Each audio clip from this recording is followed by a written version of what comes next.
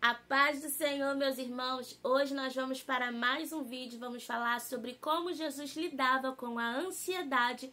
E para iniciarmos, eu quero ler com vocês o texto que está em Filipenses 2, a partir do versículo 5, que diz o seguinte: Tende em vós o mesmo sentimento que houve também em Cristo Jesus, pois ele, subsistindo em forma de Deus, não julgou como usurpação o ser igual a Deus.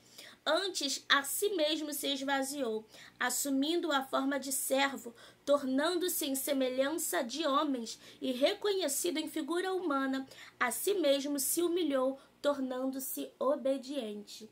Então, Paulo, escrevendo à igreja de Filipe, está afirmando que Jesus é Deus. Nós cremos na triunidade, Deus Pai, Deus Filho, Deus Espírito Santo, a Santíssima Trindade. E Jesus, sendo Deus, ele veio à terra, ele se despiu da sua glória como Deus e veio à terra, e ele entendeu o que você e eu passamos na nossa pele. Paulo está afirmando que Jesus é Deus, mas ele não buscou por usurpação ser igual a Deus. Antes ele se despiu da sua glória e viveu na terra como homem. E como homem na terra, Jesus ele padeceu as mesmas dores que você e eu padecemos. E é por isso que ele disse que no mundo nós teríamos aflições, mas que nós tivéssemos bom ânimo, porque ele venceu o mundo. Jesus venceu aquilo que nós enfrentamos hoje e deixou para nós um manual de como enfrentar as adversidades da vida. Eu quero que você imagine como que deve ter sido difícil para Jesus viver cerca de 33 anos sobre a terra, sabendo que o dia da sua maior dor estava por perto. Sabendo que o seu escárnio estava por perto, a sua vergonha, a sua humilhação. Jesus, como ele fazia para equilibrar a vida? Como ele fazia para viver a vida sabendo que a morte estava próxima? É isso que nós vamos descobrir no vídeo de hoje. A primeira coisa que eu anotei, como Jesus fazia para vencer a ansiedade, era ele vivia um dia de cada vez. No capítulo 6 do Evangelho segundo escreveu Mateus, Jesus está falando sobre a solicitude da vida, sobre a ansiedade. E ele diz, não andeis ansiosos com coisa alguma, perguntando o que é a vez de comer, beber ou vestir, porque isso os gentios pensam. Mas buscai, pois, primeiro o reino dos céus e as suas justiças, e todas essas coisas vos serão acrescentadas. Aí ele diz o seguinte, qual de vós, por mais ansioso que esteja, poderá acrescentar um côvado de vida à vossa estatura? Ele diz que a ansiedade não nos leva a lugar nenhum. A ansiedade não nos dá o poder de mudar nem um centímetro da nossa estatura. E ele conclui dizendo, basta cada dia o seu próprio mal. Jesus vivia um dia de cada vez. Quantas vezes nós estamos tão preocupados com o amanhã, nós estamos preocupados com a conta que vai vencer no final do mês, estamos preocupados com a proposta que temos que responder semana que vem. Jesus nos ensina a respirar fundo e a viver um dia de cada vez, porque o amanhã nós não sabemos, como diz o apóstolo Tiago, né? Que ao invés de nós dissermos amanhã ou depois nós faremos isto ou aquilo, aí ele diz, que é a vossa vida? Em vez disso, deveis dizer, se o Senhor quiser, nós faremos isto ou aquilo. Então Jesus vivia um dia de cada vez. Eu sei que isso é difícil para os ansiosos de plantão aí, mas nós devemos fazer este exercício. A segunda coisa que Jesus fazia para vencer as aflições e ansiedades da vida, ele tinha uma escala de prioridades. Lembra aquele texto lá do Evangelho de Jesus, segundo escreveu João, capítulo de número 4, quando Jesus vai de encontro à mulher samaritana? Os discípulos foram comprar pão e quando voltaram, eles ofereceram comida para Jesus, eles queriam que Jesus se alimentasse. E Jesus respondeu para eles, a minha comida consiste em fazer a vontade daquele que me enviou. Naquele momento, a prioridade de Jesus não era se alimentar fisicamente, mas era cumprir o chamado de Deus, do Pai que havia enviado, que naquele momento era pregar a palavra para a samaritana. Então os discípulos tentam colocar essa pressão, o Senhor tem que comer. E Jesus ali, eu como ou eu faço a vontade? Não, a minha prioridade neste momento é fazer a vontade do meu Pai.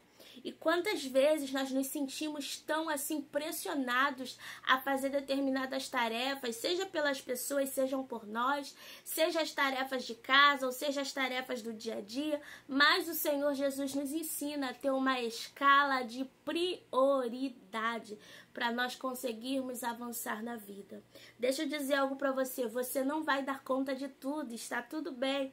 Nem todo dia vamos conseguir fazer todas as tarefas, mas se nós conseguirmos fazer um pouquinho de cada vez, priorizar aquilo que é mais importante, nós conseguiremos aliviar um pouco essa aflição da nossa alma.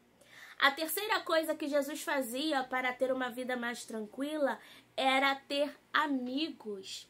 Lembra lá do Evangelho segundo escreveu Jesus? Ou melhor, João, capítulo de número 12, Evangelho de Jesus segundo escreveu João, capítulo de número 12, Jesus é ungido em Betânia. Jesus chega na casa de Marta, Lázaro e Maria, lá em Lucas 10, 36, Jesus tinha amigos. Jesus tinha esse trio de amigos. Jesus tinha uma Betânia para chorar, uma Betânia para se abrigar. Todos nós precisamos de amigos. Ninguém consegue ficar de pé sozinho, ninguém consegue ser feliz sozinho.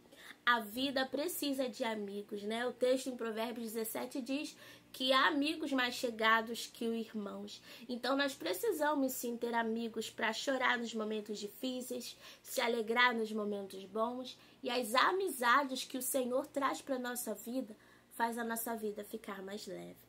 A quarta coisa que Jesus fazia para vencer a ansiedade, as aflições da vida, Jesus se isolava para orar. O texto que diz: todavia Jesus procurava manter-se afastado, indo para lugares solitários onde ficava orando. Esse é o texto que está lá no contexto de Lucas, capítulo de número 5, lá no finalzinho do texto. Jesus procurava manter-se afastado, indo para lugares solitários onde ficava orando. Uma das práticas que Jesus fazia para vencer as aflições da vida era se isolar. Ter amigos é muito bom, mas a prática da solitude também é importante. Muitas vezes nós estamos tão rodeados de pessoas e esse excesso faz muito mal, porque nós precisamos de um momento a sós para ficar com Deus. Um momento de reflexão, um momento de cura, um momento de autolibertação e um momento de libertação do Senhor sobre a nossa vida. Este momento é muito importante para buscar a presença do Senhor, fechar a porta do quarto, falar ao Pai que está em secreto, e o Pai que está em secreto nos recompensará. O apóstolo Pedro fala na sua primeira epístola, capítulo 5, versículo 17, que nós não devemos andar ansiosos com coisa alguma. Antes, as nossas orações devem ser conhecidas diante do Senhor, lançando sobre Ele toda a nossa ansiedade, porque Ele tem cuidado de nós. Então, Jesus usava essas estratégias, são apenas algumas delas, para Ele conseguir cumprir o propósito a qual Ele foi enviado. Hebreus 4, 15 e 16 diz: porque não temos um sumo sacerdote que não possa compadecer-se das nossas fraquezas, porém um que, como nós, em tudo foi tentado, mas sem pecado. Cheguemos, pois, com confiança ao trono da graça, para que possamos alcançar misericórdia e achar graça, a fim de sermos ajudados em tempo oportuno. O autor aos Hebreus está afirmando que Jesus, ele é o nosso sumo sacerdote, mas não é qualquer sumo sacerdote, é um que entende a nossa dor, é um que compadece das nossas fraquezas. Ele foi tentado em todas as coisas, mas ele não teve pecado.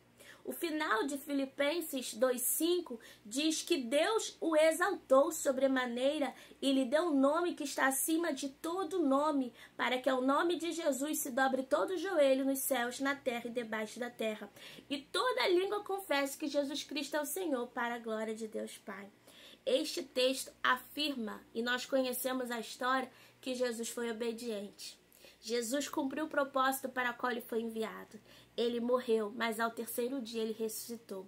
E ele deixou uma lição poderosa para nós de que é possível vencer as aflições da vida e cumprir o propósito ao qual o Senhor nos enviou. Acalme teu coração, Talvez você esteja vivendo um tempo muito atarefada, muito agitada, como Marta. O próprio Jesus disse a ela: Marta, Marta, estás inquieta e muito afadigada. Maria, porém, escolheu a boa parte, da qual não lhe será tirada.